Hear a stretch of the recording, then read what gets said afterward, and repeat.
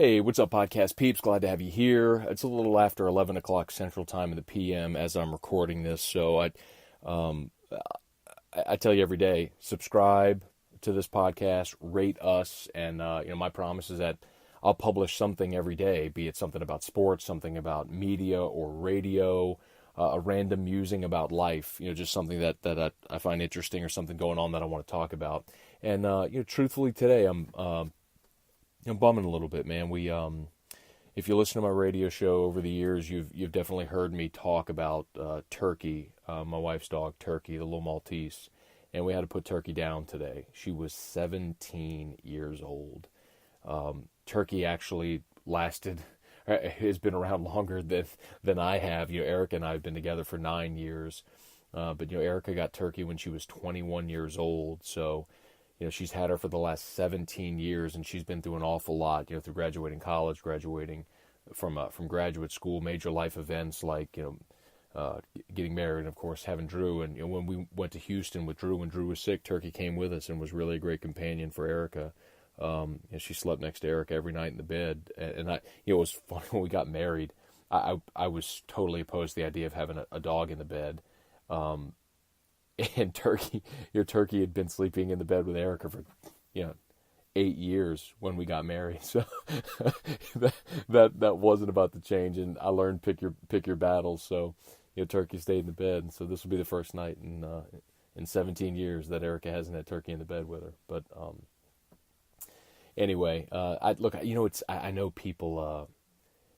If you're not a pet person, you probably think this is silly, which I do understand actually. But most people in our lives at some point we do have a pet, be it a dog or a cat or a bird or a horse or whatever, and it's sort of part of the circle of life. You have pets and you outlive your pet, so you have to say goodbye, and it's emotional to make those decisions when you had to, and we had to make that decision today. But Turkey lived an awesome life, and she was a great dog. Part of the reason I'm sure she stayed around as long as she did is because she did have a great life. I mean, Erica treated her great.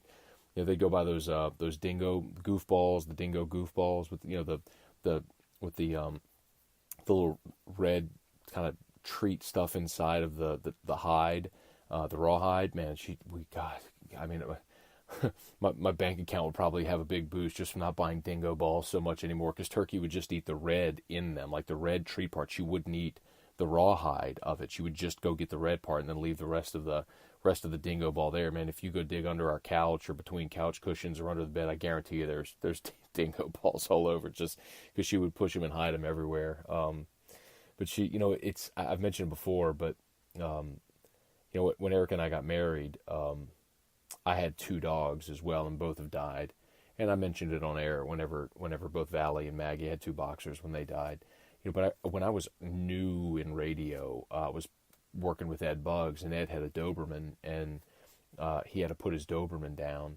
And I remember he came to the studio, and he was really sad that day, and he mentioned it on air, and the whole show just became, it was like a 4-hour radio show. The whole show just became people calling and sharing similar stories, and it was amazing. Just you learn just how much people love their pets. But I can remember when I first started coming around, Turkey, Erica had an apartment. When I'd walk in, like Turkey would, when anybody that wasn't Erica walked in, I mean, Turkey would just, woo, just this loud, obnoxious yipper dog bark. She's a little Maltese, a little 8-pound Maltese, but if Erica were in the house and anybody walked in, Turkey would go nuts. If Erica were not home and someone walked in, like if I walked into the apartment and Erica wasn't there, Turkey would just not even pay me any mind at all.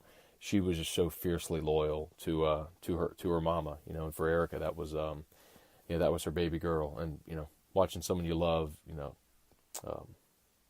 have a tough time going through something like that really sucks. But anyway, if y'all think about it today, or whenever you're listening to this, just to sort of say a little prayer for comfort and peace, and happiness for Erica. She goes through a tough time right now. But Turkey lived a great life. Called her the Rat because she was a Maltese, and they'd grow her hair out real long, and then sometimes whenever it got too long, they had to shave her, and whenever she shaved her down, she looked like a completely different dog. So I'd call her the Rat. But she was a great dog. She really was. She was a great companion for Erica, and she's gonna be missed. So I know so many people who've listened to the radio show have heard me for years talk about Turkey or seen pictures of Turkey on Facebook or on Twitter or Instagram, social media. So I just thought I'd share that little tidbit with you here tonight. Don't want to bum you out, but like I said, that's I'm just bumming a little bit today because that's kind of what the day's been for us. So anyway, y'all have a great night, and until next time, this has been Daily Scone.